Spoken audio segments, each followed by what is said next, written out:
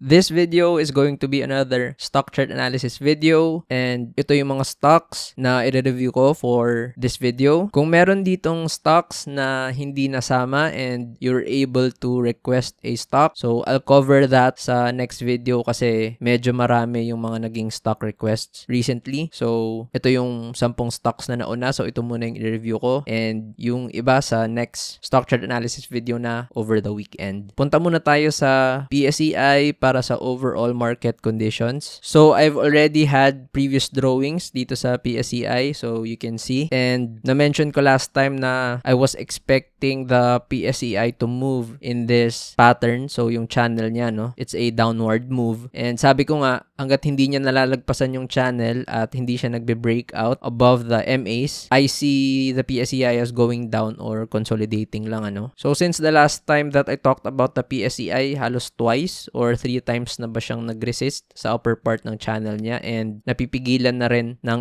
MAs, no. So in the short term, mukhang limbo talaga yung PSEI. I think it's because ang tagal-tagal ng announcement, no, ng PSE with regards to the rebalancing. Kasi the rebalancing is supposed to happen next week. Kasi midweek August yun eh. And hanggang ngayon wala pa silang binibigay na announcement. And since the PSE is closed on weekends, so wala tayong maasahan siguro na news na ilalabas this weekend. Baka next week na ulit, which will cause probably further delay sa rebalancing. So hanggang ngayon siguro pinag-iisipan pa nga talaga nila yung gagawin nila sa plus, no. Kung makakapasok pa talaga yung plus or hindi nila ipapasok because of the volatility at RCR yung ipapasok nila. So I think they're weighing in a lot of things, pero ayun lang, sobrang bagal. So hindi tuloy makabuelo, no, yung mga whales, yung mga institutional investors and fund managers kung anong gagawin kasi walang kasiguraduhan sa gustong gawin ng PSE. Pero if we're just going to follow price and the technical analysis on this one, ayun, nakikita ko talaga na magko-consolidate lang yung PSE or it's going to revisit the bottom part of the range around the 6 to 23 price levels. So malayo-layo pa, no, sa gusto nating mangyari na i-test niya yung 6.6 area for the confirmation of an uptrend sa ating overall market. So let's see next week. Baka next week magkaroon na ng announcement yung PSEI with regards sa rebalancing. So punta tayo sa unang stock, that's AC or Ayala Corp. So Ayala Corporation, I have previous lines here. So I guess you already know what that represents. So ayan kasi yung major structure support ng AC, no. So yung 547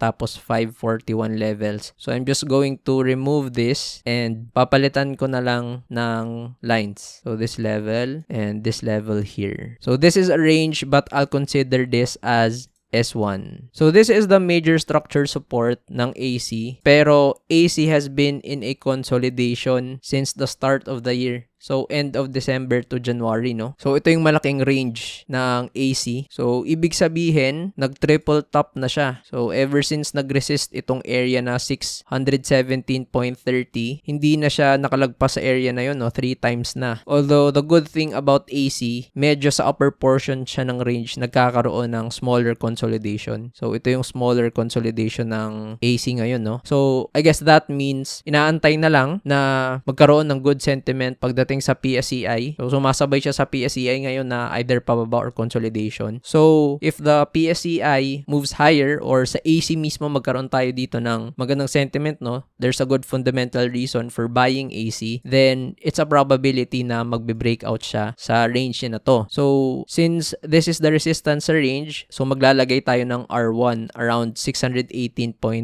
na level, no? And kung matuloy man yung breakout niya na to, the R2 that I'm seeing is around 670.70 plus na level. Kasi meron tayo ditong previous support and you can see that meron tayong resistance dyan. So, nagkaroon ng role reversal, no? So, 670.74 is your R2. And kung hindi pa pala rin, if AC breaks down from this small consolidation, I see it na i-revisit niya itong S1, which is the level around 543 and 540, 541 area, no? Pag nag-breakdown siya dyan, tingnan natin yung next support ng AC. So, medyo malalim. So, below 540, ito yung possible support niya, no? Yung pandemic prices pa. So, 445 is the possible S2. So, ito yung naging previous support niya dati. But, it's a possibility rin na 509.63 kasi may support dito before, yung gap niya, and nagkaroon ng resistance. And nung nalagpasan niya to around first week of April, second week of April, hindi na siya nag-revisit sa levels na yon. So, ibig sabihin, if this makes a breakdown sa 540 area, we can see yung 509.60 plus na area as the S2. And then, 445.75 possible S3 pero mukhang malalim na, no? So, I think if magkakaroon ng breakdown sa consolidation na to, dito siya makakahanap ng support sa S2. And I think this will be a strong support already. And dito siya magkakaroon ng consolidation before niya i-test ulit na makapasok sa consolidation, no? Unless sobrang lakas talaga ng selling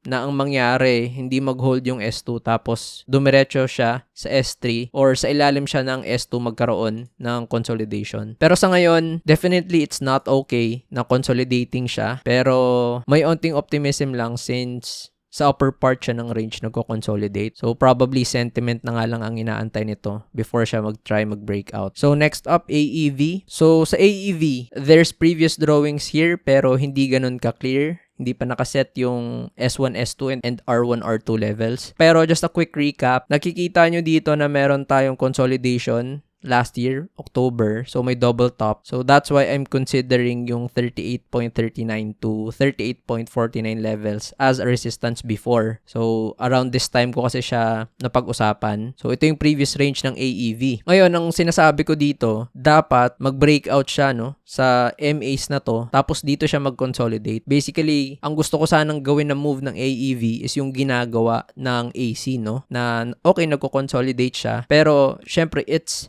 much better na nagko-consolidate siya galing sa ilalim tapos magko-consolidate siya sa higher part so that maka-create siya ng strong base dito para pag nag-breakout siya sa range at mag-breakout siya sa key level niya, pwedeng reversal na nung stock, no? So, sa mga ganitong galaw kasi pag nag-breakout siya dito sa more than 1 year resistance niya, you can actually consider that as the possible reversal ng stock na to into an uptrend. Kaso, hindi nangyari. So, ito yung madalas kong sinasabi na if a breakdown happens sa range, you're going to expect na malakas yung chance for a downward move or malakas yung chance for increased selling pressure because yung mga tao na nakakuha during this consolidation na kasama sa accumulation, syempre kapag prices are moving down, magbebenta sila, 'di ba? So ibig sabihin yung mga nakakuha dito, nag-breakdown yung stock sa range, sila yung magsusupply, no? Sila yung magka-cut loss. Kasi syempre pag hindi nila kinat yan, tas lumakas yung benta, ipit sila. So it's creating a domino effect, no? Kaya nagiging waterfall. Ngayon, nagkaroon ulit ng breakdown. So sabi ko kasi before, pag nag-breakdown siya sa range,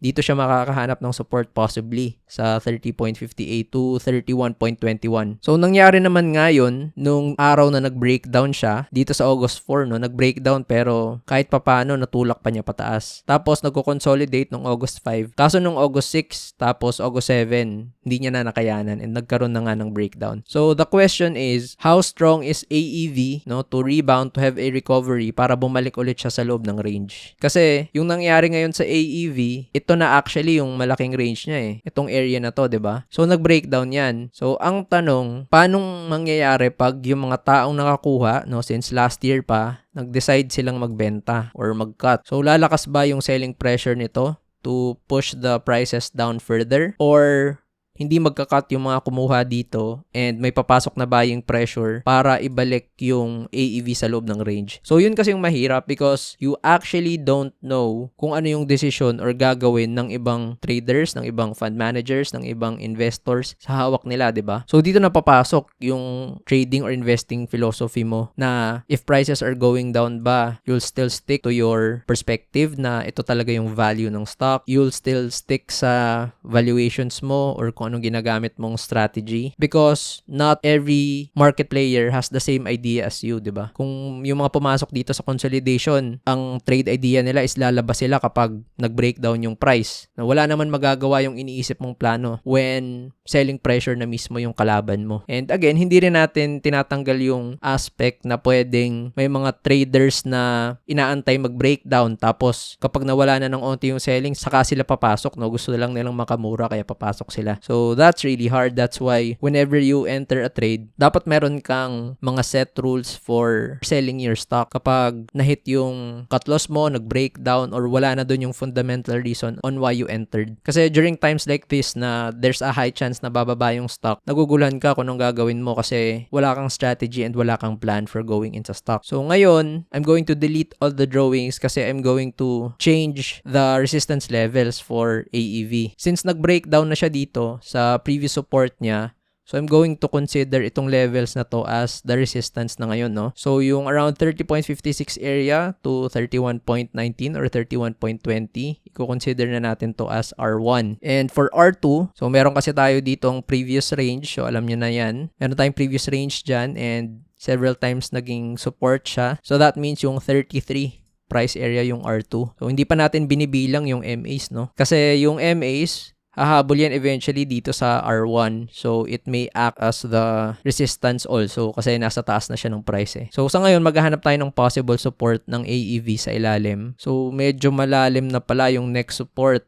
So, yung pandemic prices pa niya to, no? So, a minor support could be 28.20. But yung major support area niya is around 26.70. So, ito yung price na huli niyang pinuntahan around the pandemic pa, no? So, malapit-lapit na nga siya dun. So, 28.22. So, yun yung gagamitin natin para sa S1 and 26.72 for your S2. So, ibig sabihin, pag dito pumunta yung AEV, tapos medyo malakas tong support na to, so I'm expecting na syempre magko-consolidate muna siya. No? Mag-iipon siya ng lakas before niya i-try i-test yung R1 na resistance. But, like I said, with AC, pag lahat ng mga market players dito or most of them decide to cut their losses, then malakas yung selling pressure niyan. Pwedeng dito siya dumiretso sa S2, no? Tapos, saka pa lang papasok yung support to make the stock consolidate between S1 and S2. So, that's the short-term direction bias for AEV. So, sa ngayon, not a very good look. So, it just goes to show you na minsan, kahit may mga good news or may mga sentiment, kung hindi lahat nag-agree sa sentiment na yon, wala ding mangyayari. Kasi recently, yung AEV napunta sa MSCI index, no? So, that's why it made a gap up here. So, na-include siya sa index. So, of course, a lot of fund managers are required to follow suit and buy this stock. Pero ang ending, nagkaroon lang din ng bentahan. Tapos, recently, no, a few weeks ago, nagkaroon ng announcement na magiging partner nila yung BlackRock. Pero wala ding nangyari, nagkaroon lang din ng bentahan. So, ayun nga, whatever sentiment there is, when you see prices going down, no, depende sa plan mo, you need to make significant changes, di ba? Kasi kung andito ka sa price area na above 33, tas nakita mong naka-breakdown, tas nagbenta ka na dyan, hindi yung losses mo sana around 4% or less than lang, no? Eh ngayon, kung hindi ka pa nagbebenta, yung losses mo around 13%. And ayun nga, possibility pa na bumaba pa pag nag-breakdown lahat ng support. So, ang ending, pag wala kang plan, you'll get stuck and aasa ka na lang na bumalik yung prices sa resistance levels na to or malagpasan niya yan to go back to your average entry prices. Pero sa ngayon mukhang malabo pa, no? Kasi dalawa na yung structure resistance, tapos may mga MAs pa, tapos nakaabang pa yung mga ibang traders dito na gustong mag-cut loss or mag-break even, diba? So, next up, AGI. So, meron ditong mga drawings because recently, I was able to review or talk about this stock sa 24K to 1M challenge because I actually traded this stock. So, dito sa AGI, no, tanggalin muna natin yung ibang candles na to. So, isipin nyo lang na July 25 ngayon. So, yung AGI kasi is moving in a downward channel, no? After its significant uptrend. So, nakikita ko dito na nag-support kasi yung bottom part ng channel niya. So, ito naman yung mga resistances niya, no? So, ang ine-expect ko nun, since ito yung bottom part ng channel, tapos meron tayong support sa 7.78, so may confluence around this area. So, July 25, Friday to. So, napasok to sa watch list ko. Around this time, no, I bought this stock. So, nag-expect kasi ako na magkakaroon ng good support dito. So, naisip ko noon, pag bumili ako around this area, pag naabot niya yung trend line sa upper part, no, range trade lang, meron akong 10%. Kaso, hindi nangyari yon. no, patuloy yung pagbaba niya. And na-mention ko dun sa video ko na I'll sell this stock kapag wala akong nakikitang significant na move niya or kapag bumababa yung price. So, nabenta ko na yung AGI several days ago. So, I was able to skip yung breakdown niya sa trend line and breakdown niya sa MA100. And naging added reason ko nun sa pagbenta rin ng AGI is meron kasi akong inaabangan na ibang stock. So, much like what I said sa AEV, no? So, yung prices ko somewhere around this area. So, nag-cut ako yung losses ko 2 to 3% lang. Somewhere around that range. So, dahil sa pag-cut ko na yon and sa strategy ko na kapag hindi gumaganda yung stock, I skip the 8% drop. So, nakasave ako ng negative 5%,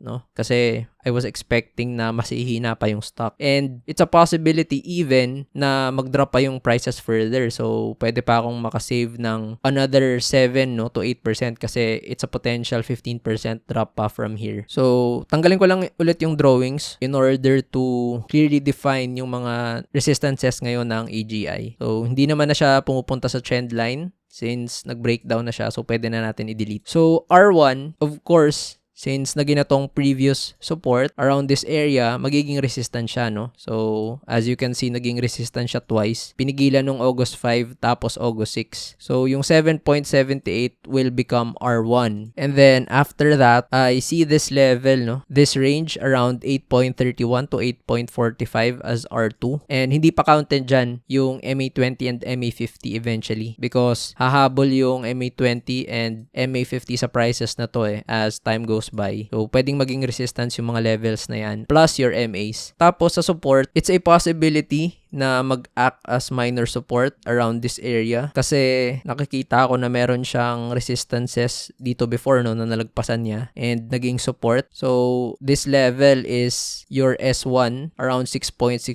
o 6.68 na level. Pero ito talaga yung strong support niya no, yung around 6. So may structure support dito tapos meron pa tayong confluence ng psych support. So probably this is your S2. So S1 around 6.68 and S2 around 6. Pero meron din tayong possibility no na dito siya makahanap ng support sa 7 because it's a psych support. But of course, we also consider that as a minor support since meron pa tayong priority na mga structure supports for this stock. So, yan yung pwedeng galawan ng AGI. Sa ngayon, there's a higher chance na pababa yung move niya because malakas yung volume and nag-breakdown na siya sa lahat ng moving averages. So, kahit pa paano maging pantay yung buying and selling, then of course you'd expect a consolidation. Pero hanggat hindi lumalakas yung buying, di ko siya nakikita ang lalagpas ng 7.78. So next stock, FGen. So for FGen, there's a clear area kung saan nagkakaroon ng support and ito yan. As you can see, majority of the candles go to this space. Tapos hindi siya nag-close below, no? Andyan yung mga specific areas kung saan may mga buyers tapos kahit papano nagkakaroon ng onting spike sa stock. So, I'm going to consider this level as S1, yung range na to. So, that's your 16.70 up to 16.90. So, sa ngayon, nagkakaroon ng consolidation sa FGen. Pero, hindi magandang consolidation kasi the consolidation is happening at the lower levels. And, I can see that there's a pattern na nagpo-form. So, last time I talked about this pattern sa UBP, no? Yung descending triangle. So, ito yung point A, tapos point B. So, kung i-extend ko yan, ito yung itsura niya. So, this means FGen, if the support sa S1 is strong,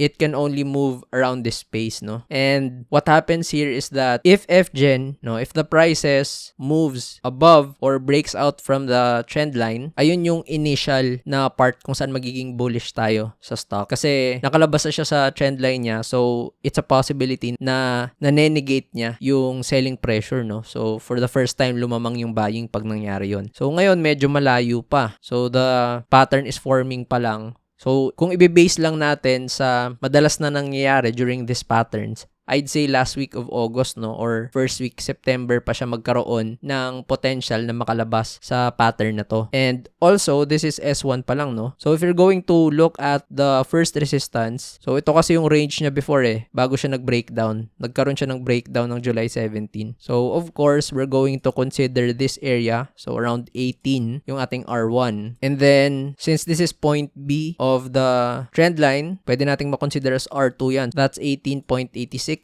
And yung top portion ng trend line. So, 19.20. I'm going to consider that as R3. So, ayan siya, no? So, nag-create siya ng descending triangle and pag nag-breakout siya sa range na to, may nakaabang agad na support sa 18, 18.86, and 19.20. And hindi pa natin binibilang yung mga MAs doon, no? So, looks like it's in the early part of the descending triangle. So, ang tanong, pag nag-breakdown siya sa S1, ano yung next na mangyayari? Kasi hindi naman lahat ng descending triangle na negate yung selling pressure, no? It's a possibility na ipatuloy niya lang yung consolidation dito, tapos magbe-breakdown pa rin siya kung walang buying pressure na pumasok. So, that levels include ito. Kasi ayun naman yung major support niya, no? So, ito yung sobrang laking consolidation niya before, which started around first week of August last year. So, 1 year support niya yan. So, yung 15.90 levels up to 16.15 is what we might consider for S2. So, ayan yung levels ng FJ, no, na dapat abangan. So, most likely, sentiment lang yung makakapagpa-breakout sa stock na to because that's the reason why nagkaroon lang din naman siya ng pag-spike dito, no? So, if I remember correctly, one of the reasons why tumaas yung FGen is because of the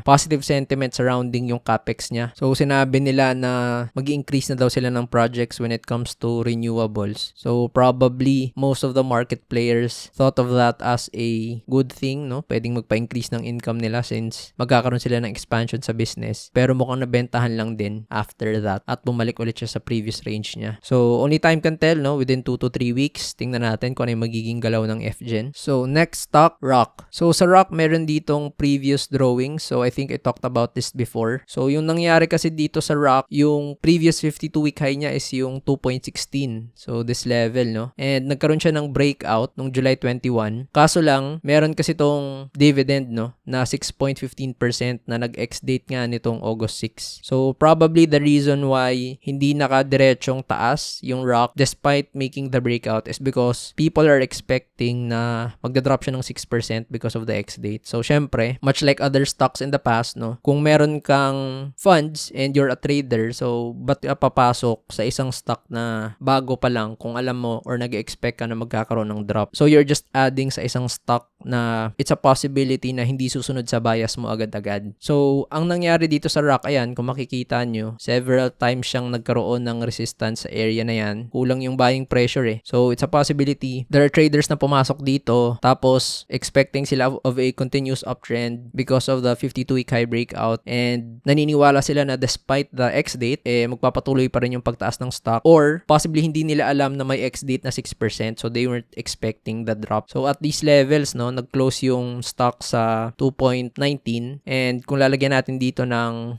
range, ayan, nag-drop siya ng nearly 5%, no? So, 1% shy of the ex-date. Ang maganda lang, nabawi naman niya after, no? So, tumaas siya. Kaso nabitin kasi nahit niya lang yung 2.15, 2.16 area. Hindi siya bumalik dito talaga sa loob ng range. So, nag-act as resistance yung 216 tapos yung MA20. And ngayon, nagko-consolidate na lang siya. So, tanggalin ko lang din ulit lahat ng drawings so we can clearly define yung mga resistances at support ng ROC. So, kakasabi ko lang, 2.15, 2.16, of course, is R1. So, naging siyang resistance before. And the upper part of this range, 2.25 as R2. So, naging support itong area around 2.08 sa ngayon. So, it's a possibility na nagiging support to because people are expecting support around 2.05. So, I'm going to put 2.05 as the better support area. So, S1. So, ibig sabihin, yung ROC, pag nag-breakdown pa to sa S1, ang pwede niyang puntahan na support is itong bottom part ng previous range niya sa 1.89.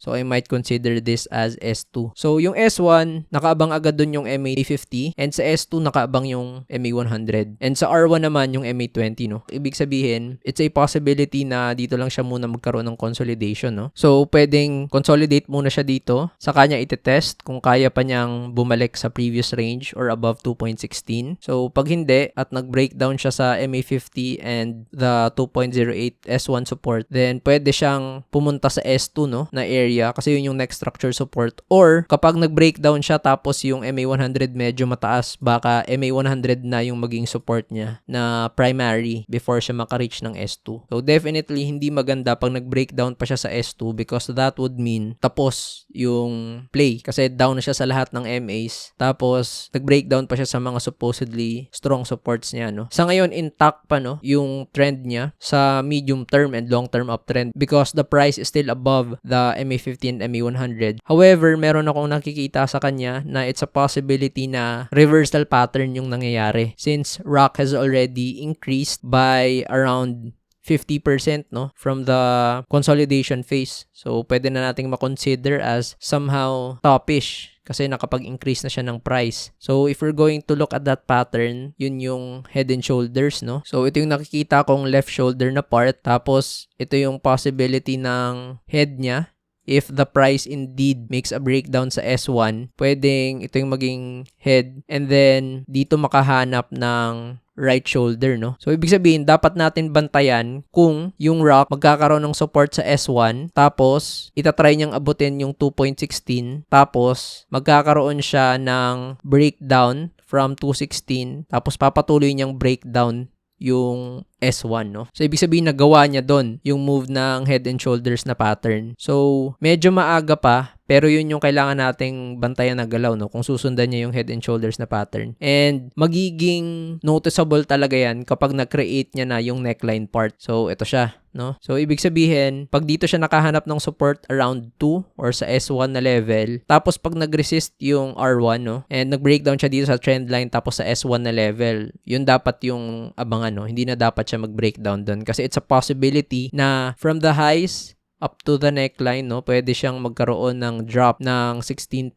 So, pwede niyang i-revisit yung around 1.77 pababa na levels. Pero medyo maaga pa para masabi yun. So, kailangan gawin actually ng ROC is mag-consolidate dito and mag-confirm siya ng breakout sa R1 and eventually mag-breakout sa R2. Because if that happens, then invalidated yung pattern ng head and shoulders na ginagawa niya, no. So, next up, web. So, sa web, previously may drawings din. So, meron ditong line sa 3.53 because there was a double top no sa web around this area, tapos nag-breakout siya doon pero nag-resist around 3.78 level. So sa ngayon, I'd still consider these levels as resistance. So 3.78 kasi yung main resistance niya ngayon kasi ayan yung 52-week high, pero hindi pa siya nag-close above ng 353, 350 level. So pwede natin ma-consider na 3.53 to 3.78 level is R1 pa lang yun. Kasi ang daming resistances dito na halos magkakalapit. So, pwede nating makonsider as R1 yan. And if prices go above R1, then the next possible resistance, yung obvious talaga, is around 4.19.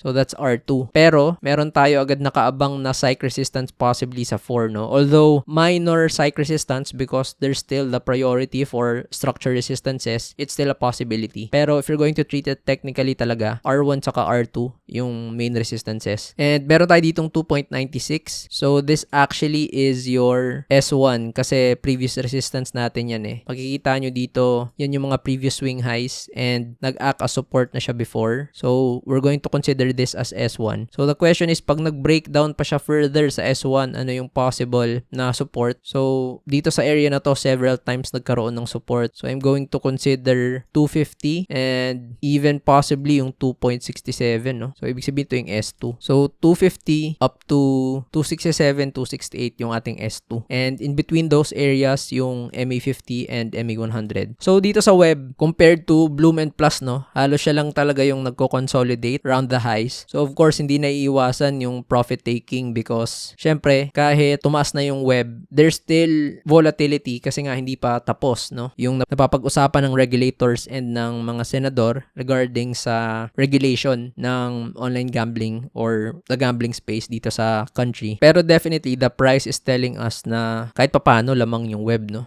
Kasi hindi pa rin talaga siya nagkakaroon ng significant selling after all these weeks ng negative sentiment na to. Pero, hindi rin siya nagmo-move higher, no? So, nagkakaroon talaga ng selling pressure. Kasi, syempre, yung mga nakakuha dito sa ilalim, naging up na sila ng 90%. Ngayon, up pa rin sila ng 61%. And even the traders who were able to buy at prices below 3, up na sila ng 5, 6, 7%, 10%, diba? So, dito, ayaw lang natin na mag-breakdown yung web sa S1. Kasi, syempre, i-revisit niya yung S2. Pero sa ngayon, if web, hindi siya mag-breakdown down sa S1, no, and dito siya magkaroon ng consolidation, then it's a possibility na positive sentiment yung inaantay or increased buying pressure. Kasi pag nag-consolidate siya dito, tapos nag-breakout siya sa levels na to, no, with good volume and confirm yung breakout, then it's a possibility na i-test niya yung 4.19. Pero ayun nga, very sentiment-based yung galaw ng stock na to kasi related pa rin siya sa gambling eh. So, it's still a possibility na anytime magkaroon ng malakas na selling yan if sobrang pangit talaga ng news, no? If magkaroon ng fear, uncertainty, no, sa market. So, if meron ka ng stock na to or if you're planning to trade this, importante ma-monitor yung galaw na to so you can execute your profit-taking measures or your cut losses. So, next up, BPI. So, sa BPI, I remember reviewing this stock before pero hindi ko alam kung ba't natanggal ulit yung drawings. So, anyway, gagawa naman tayo ng bagong references because the stock has moved differently compared sa previous review ko. Pero I remember this area, no, yung low ng candle na to around 127.30 as the basis for the resistance. So I think na-review ko tong stock na to around first week, second week, July pa. And nasabi ko doon na yung key area nito is 127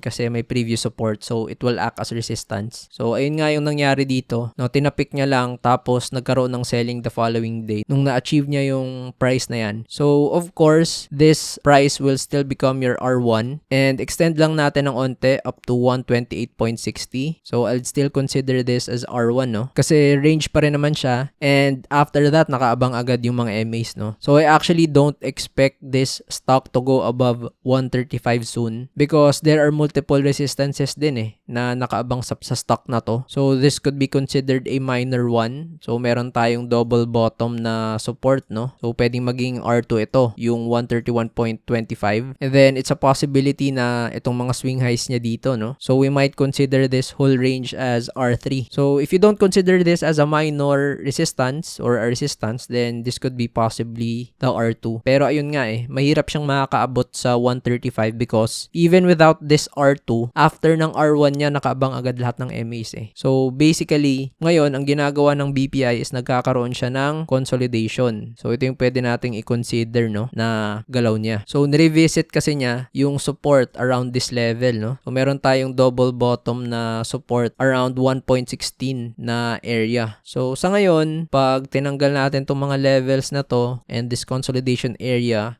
ito yung S1 ng BPI ngayon, no? So that's your 117.94, no? Near 118 price area. Tapos yung S2 na medyo malayo from this consolidation. So yan pa yung major support niya since January, no? So 6-7 month na support. So ito yung S2. So ibig sabihin ang pwedeng gawin ng BPI, mag-consolidate lang siya muna. And possibly if magkaroon na ng significant changes, no, positive sentiment sa PSCI. So this being a large cap stock or blue chip, pwede siyang mag-test towards R1. Pero ayun nga, I don't see it going above 135 soon kasi ang daming resistance na kalaban ng BPI, no? And if maging negative pa nga talaga yung galaw, then it's a possibility na mag-breakdown to sa S1 and dito siya makahanap ng support sa S2. Also, if the pattern is not moving towards this box or this consolidation, it's a possibility na sa channel siya pumunta because I can see that it's also following a trend line, no? So, several times nag-act as resistance itong trend line ng BPI. So, ayan. And there's also a possibility na ito yung bottom part ng channel niya. So, tanggalin natin yung mga arrows para mas clear. Ibig sabihin, kung hindi yung box na consolidation ang gagawin niya, ito yung pwede niyang sundin na pattern. So, that means if selling pressure further increases, then it's a possibility that it can go to S2. Pero pag hindi ganun kalakas yung selling and somehow may buying siya, then I see it consolidating dun sa box na drinowing ko kanina. Which is better because that would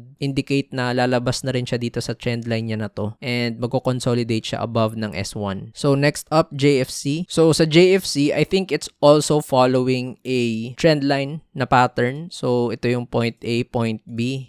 And then, i-extend ko yan. So, very clearly, nakikita nyo na when we established yung point A at point B ng trend line, yun na yung nag-act as resistance several times, no? So, ayan. Sobrang daming beses na naging resistance yung trend line na yun for JFC. So, this means, in order for it to somehow move higher, kailangan niya mag-breakout sa trend line. Pero hindi yun yung nangyari kasi mukhang ang nangyari pa nga dito sa JFC is nag-breakdown siya sa consolidation niya, no? So, ito kasi yung previous consolidation ng JFC and actually naging turning point sana to, no? Kasi kung nakapag-breakout siya sa trend line, tapos nakapag-breakout siya above the box, then somehow, it's a sign or potential sign na nakapag-reverse yung stock because that would mean breakout sa trend line, breakout sa box, and above siya ng lahat ng MAs. Unfortunately, hindi nangyari. So, earlier, na-confirm yung breakdown. So, this past Thursday kasi August 7, yung price bumalik sa taas. As you can see, fake breakdown. Pero na-confirm yung breakdown kanina, no? With significantly high volume. So, not that high compared sa benta nung May 30. Pero, mataas enough for the volume to increase compared sa average niya, no? So, ibig sabihin, it's a possibility na i-revisit niya itong next support niya. So, around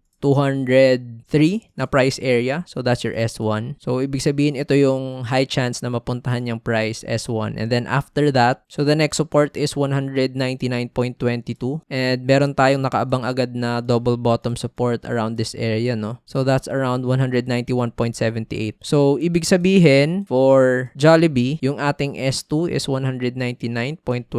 So, S2 yan. And kung magkakaroon pa ng malakas na bentahan, then that means 191.78 yung ating S3. So, tingnan natin kung magiging strong support yung S1 at S2, no? So, ang pwedeng mangyari pala dito is ma-revisit niya yung S1 and mag-consolidate siya, no? Para itry niya ulit mag-breakout sa trend niya. Kasi several times yun ang pinipigilan eh. So, definitely, yun yung milestone na dapat magawa ng JFC. Pero sa ngayon, since nag-breakdown na siya, we need to consider 216, no, na price area as R1. And then, after that, the upper part of the consolidation, so 229.59 or 229.60 is R2, which also coincides with the MA100 last time. So, ibig sabihin, pag nakalabas siya sa trend line niya, nakabang agad yung MA20, 50, and 100, no? So, in order for JFC to move higher, kailangan niyang mag-breakout sa trend line and sa R1 and eventually sa R2 for the earliest sign ng reversal nung trend niya. Pero ultimately, no, looking at the bigger picture, dapat lumagpas yung JFC sa 245, no? Probably 250 area para masabi natin na mataas yung chance na makontinue niya talaga yung move niya na uptrend or upward move. So, next up, Costco. So, sa Costco, I covered this before. So, as you can see sa mga drawings, that's 7.18. So, of course, yan yung R1 natin. And there's a box here because I can see that Costco is consolidating, no? Ever since I made the last video or review about this, and ayun pa rin naman yung ginagawa niya, no? Nag-stay pa rin siya doon sa range na yon. So, of course, that makes this area, which is 6.91, as S1, and I can see that yung 6.50 na area, so may previous support kasi doon as the possible S2. So it looks like Costco is making an ascending triangle, no? So basically reverse ng pinag-uusapan natin kanina na descending triangle. So somehow bullish na pattern. So ang nangyayari dito is that significantly mas malakas yung buying compared sa selling. That's why prices, whenever it goes near the trend line, nababawi, no? So ibig sabihin, if enough buying pressure comes in, since onti lang yung selling, or eventually mawawala yung selling, since malakas yung buying na pwedeng mangyari, it can make a breakout from this area. So, 7.18.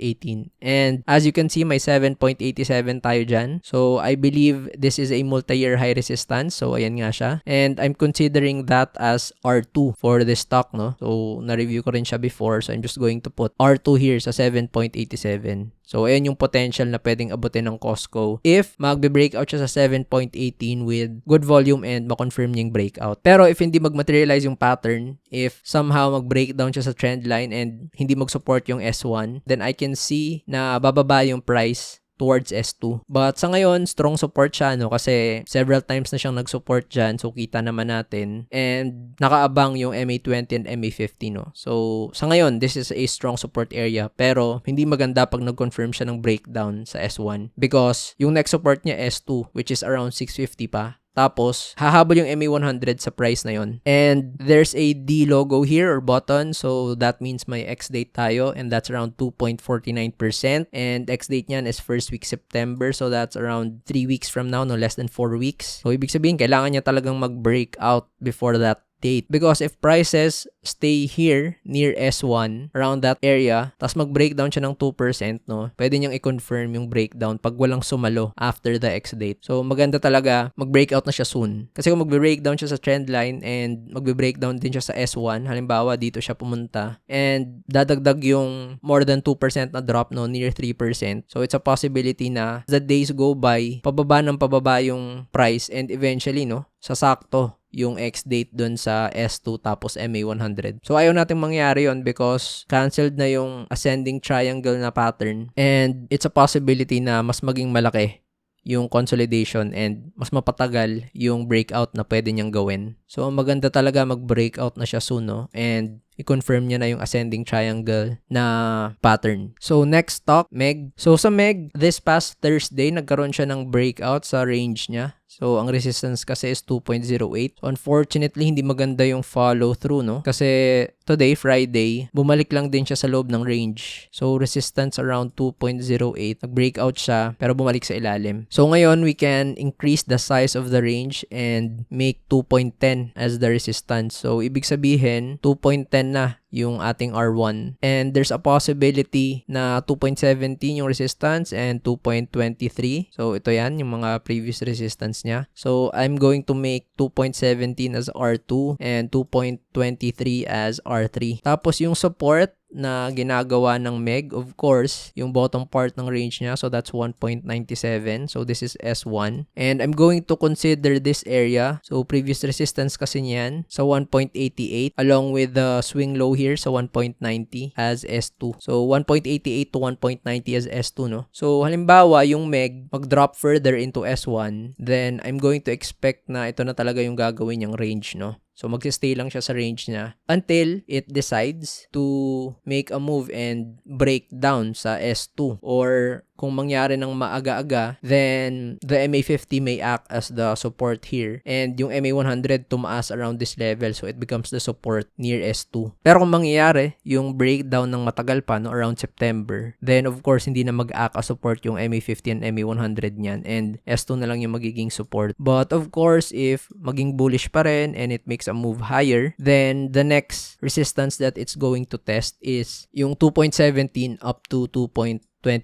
So, for MEG, most likely, no, inaantay na lang din ito is the sentiment when it comes to the PSEI. So, this is a large cap stock considered as a first liner. So, of course, it's affected, no, by the movement of the PSEI. So, tingnan natin in the coming days or weeks kung ano ba yung gagawin na move ng MEG. Pero sa ngayon, the trend is still intact in the short term. So, it's still in a short-term uptrend and uptrend in the medium term. Ang ayaw lang nating mangyari for the trend to be invalidated is if magbe-breakdown siya sa S1 or the consolidation happens at the bottom part of the range dito sa price na to. Kasi pag dyan siya nag-consolidate, magiging na siyang short-term consolidation instead of a short-term uptrend. Also, I just wanna use this opportunity to thank my subscribers and supporters for continually supporting this channel and watching my videos. So, I'm now a YouTube partner. So, I've uploaded a recent video, no? That's the video before this one. So, meron tayo doon special announcement when it comes to this channel. So, you can also watch that video to learn more information about that special announcement. So, ayun lang, that ends the stock chart analysis video for today. So, again, I'm going to paste, no, dito sa screen, both left and right, the previous videos sa stock chart analysis. So, you can use that as reference and maybe yung mga ibang stocks na gusto nyo sanang mapag-usapan, na-cover ko doon. So, once again, thank you for watching this video and stay tuned for the next stock chart analysis video over this weekend.